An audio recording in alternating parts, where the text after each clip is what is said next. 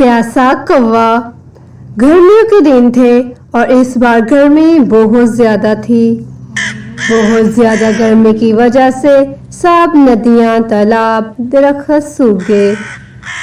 इतने में वहां पर एक प्यासा कौवा आया। गर्मी की वजह से उसका हाल बहुत बुरा था। कौवे ने सोचा, थोड़ा सा पानी मिल जाए तो कितना अच्छा होगा। उड़ते उड़ते कौवे ने तालाब, नदियां सब तलाश किया। गर्मी की वजह से सब सूख चुके थे और कौवे की प्यास और भी बढ़ने लगी। कौवे ने कहा, या अल्लाह, कहीं से पानी मिल जाए ताकि मैं पी सकूं। ये सब कहते हुए कौवे ने अपनी तलाश जारी रखी। इतने में उसको एक कुआं नजर आया। कुएं को देखकर कौवे ने कहा, ओह वाह, मुझे कुआं मिल गया। हा हा हा। जैसे ही कौवे ने कुएं में देखा तो कुआं बगैर पानी के सूखा पड़ा था। ओह नहीं। ये कहकर कौवा वहां से उड़ गया। उड़ते उड़ते उसकी नजर एक घर के पास पड़े एक घड़े में गई।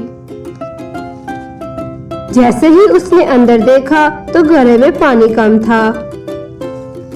ओह, इसके अंदर तो बहुत कम पानी है। मैं इतना कम पानी कैसे पी सकता हूँ, क्योंकि ये बहुत नीचे है। और फिर कौवा थोड़ा मायूस हो गया। इतने में उसकी नजर पास पड़े कंकड़ पर पड़ी। फिर उसको एक आइडिया आया। उसने एक एक करके कुछ कंकड़ियां पानी में डाली। धीरे धीरे पानी ऊपर आ गया।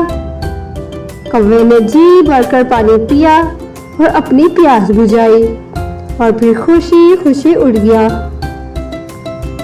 इस कहानी में हमें सबक मिलता है कि कितनी भी मुश्किल क्यों न आए, अगर आप समझदारी से काम करेंगे तो कामयाबी जरूर मिलेगी। और हमें भी ऐसे ही समझदारी से काम करना चाहिए, क्योंकि मेहनत का फल जरूर मिलता है।